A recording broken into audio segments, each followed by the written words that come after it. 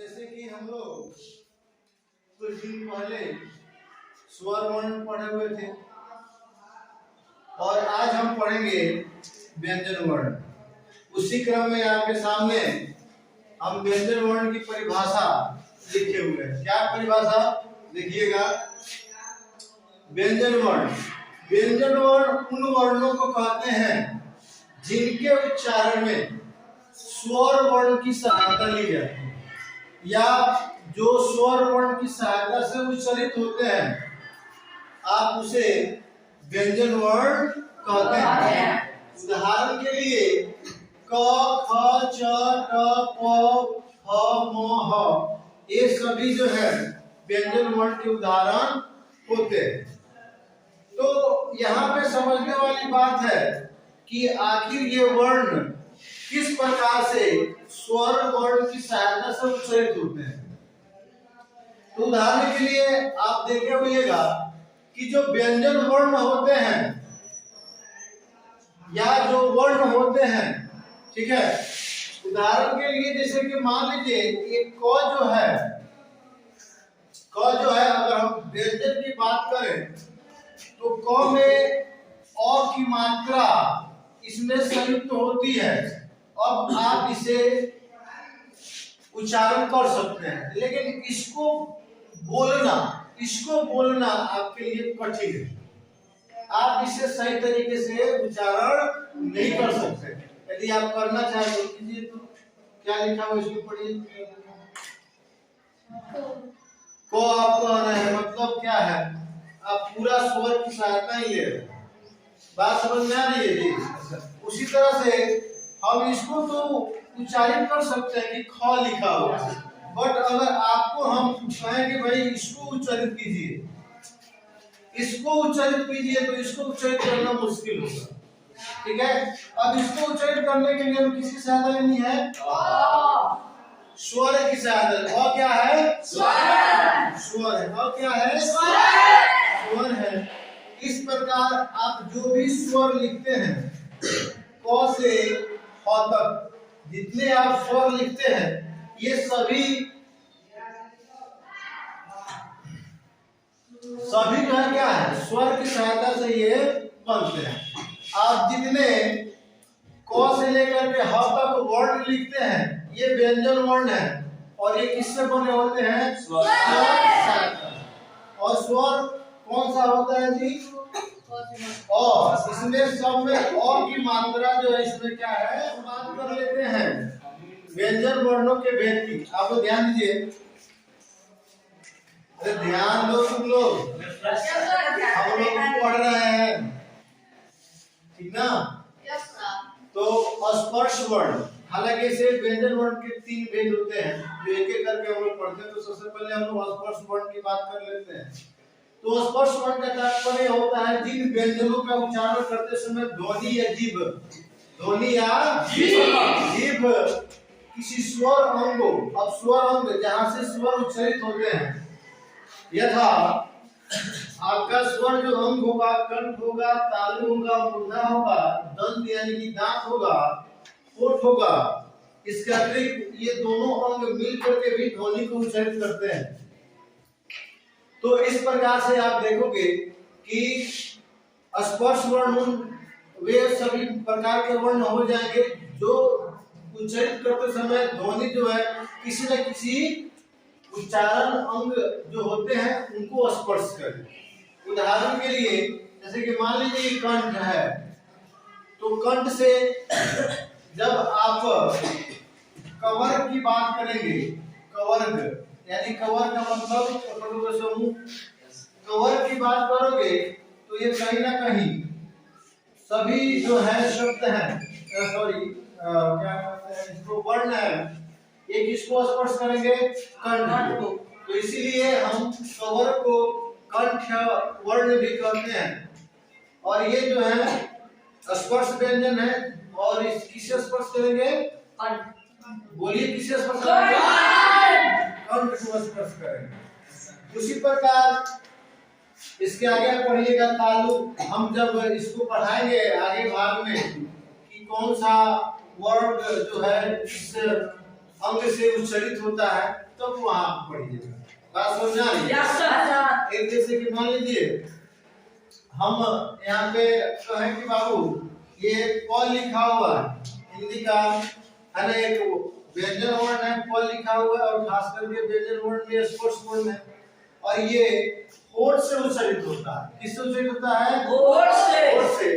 यदि आप जो है बिना होठ सटाए, बिना होठ में होठ सटाए यदि आप प बोलने की कोशिश करेंगे तो क्या बोल पाएंगे?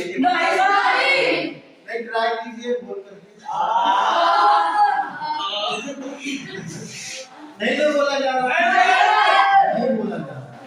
इसी तरह से प्रत्येक, जैसे कि दंत से, अब जैसे कि तवर्ग है, तवर्ग है, आप तथा तथा पढ़िएगा तो बिना है ना दांत की सहायता से आप तथा तथा नहीं पढ़ सकते हैं।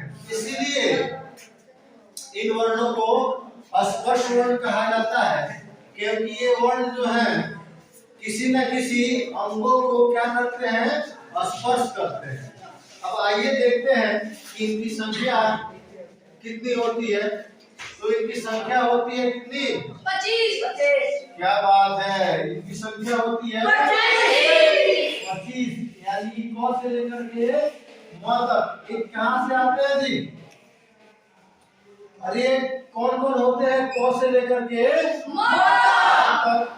ये वर्ण होते हैं स्पर्श वर्ण कहलाते हैं और इनकी संख्या। अब हम स्पर्श व्यंजन को पढ़ चुके हैं, हम बात कर रहे हैं अंतःस्थ व्यंजन। तो ऐसे देखिए, अंतः का मतलब क्या होता है? सुनते हैं, अंतः का मतलब क्या होता है जी? अंदर। अंदर। अंदर का मतलब क्या होता है? अस्थ मतलब स्थित, अस्थ मतलब यानी कि अंदर की ओर स्थित। यानी देखिए परिभाषा से आप स्पष्ट कर सकते हैं कि ये अंतःस्थ वर्ण होते क्या है। तो उच्चारण के समय जो व्यंजन मुंह के भीतर ही रहे उन्हें अंतःस्थ व्यंजन कहते हैं। जैसे आप देखिएगा इनकी संख्या होती है 4। यह होते हैं, र होता है, ल होता है और व होता है। इनकी टोटल संख्या कितनी है? 4।